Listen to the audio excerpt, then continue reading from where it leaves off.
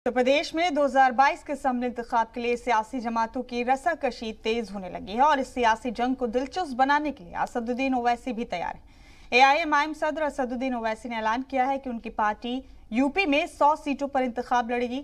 इसके लिए ओम प्रकाश राजभर की सुहेल देव भारतीय समाज पार्टी समेत कई छोटी पार्टियों के साथ इत्तेहाद की तैयारी है। 2022 के असेंबली चुनाव में हम 100 असेंबली सीट पर इंतखाबात में हिस्सा लेंगे। सब मिलकर हम लोग उत्तर प्रदेश में फिरेंगे, अपनी पार्टी को, संगठन को मजबूत करेंगे।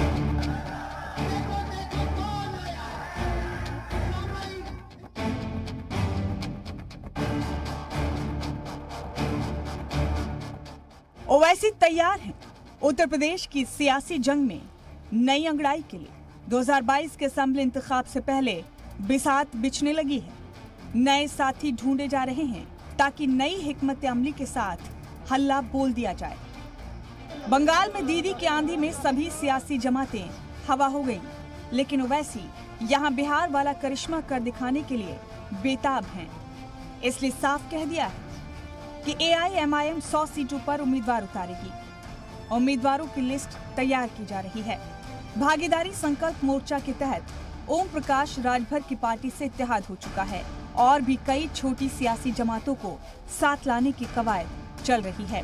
हमारा तो अभी तक हम तो राजभर साहब के साथ हैं भागीदारी संकल्प मोर्चा के तहत, और हमारे पार्टी के यूपी के प्रेसिडेंट ने इस बात का ऐलान भी किया कि हम एमआईएम पार्टी आने वाले 2022 के असेंबली चुनाव में हम 100 असेंबली सीट पर इंतखाबात में हिस्सा लेंगे।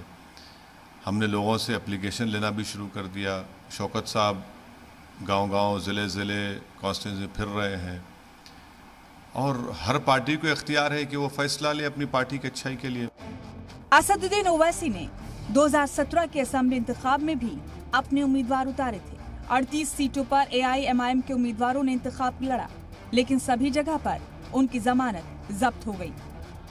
लेकिन ओवैसी अपने सियासी मुखालफिन को आगाह कर रहे हैं कि 2017 और 2022 के बीच बड़ा फर्क आ चुका है। 5 साल से ज्यादा जो पिछले असेंबली चुनाव में हम लड़े थे और अब में बहुत फर्क आ चुका है। ये अलग बात है कि लोगों को समझ में नहीं आ रहा, दिख नहीं रहा, बट जमीन पर बहुत अच्छा काम हो रहा है। हम खुद जाकर वहां पर काम करेंगे। कोविड की सेकेंड वेव की वजह से हम रुक गए, वरना तो हम जा रहे थे, फिर जाएंगे, अच्छा करेंगे। अगर ओवैसी और उनके इत्तेहाद ने दम दिखाया तो कईयों का खेल बिगड़ सकता है। माना जाता है कि उत्तर प्रदेश में मुस्लिम वोट बैंक 20% के करीब है और ये 140 से ज्यादा सीटों पर मुस्लिम वोट बैंक काफी असर डाल सकता है। मगरबी उत्तर प्रदेश, तराई वाले इलाकों के अलावा मशरकी उत्तर प्रदेश में भी मुस्लिम वोट बैंक काफी अहम बताया जाता है।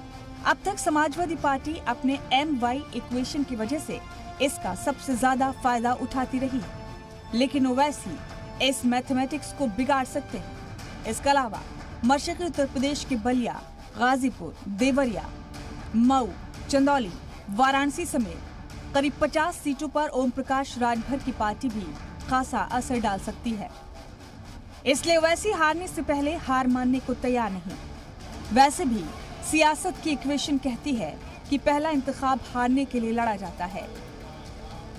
उत्तर प्रदेश के चुनाव में 100 असेंबली सीट पर इलेक्शन लड़ेंगे। इस सिलसिले में एप्लीकेशन भी जो प्रोस्पेक्टिव उम्मीदवार उनसे ले रहे हैं, ज़मीन पर जाकर काम भी कर रहे हैं, और पिछले ज़िला परिषद चुनाव हुए हैं, हमारा बेहतर नतीजा निकला है।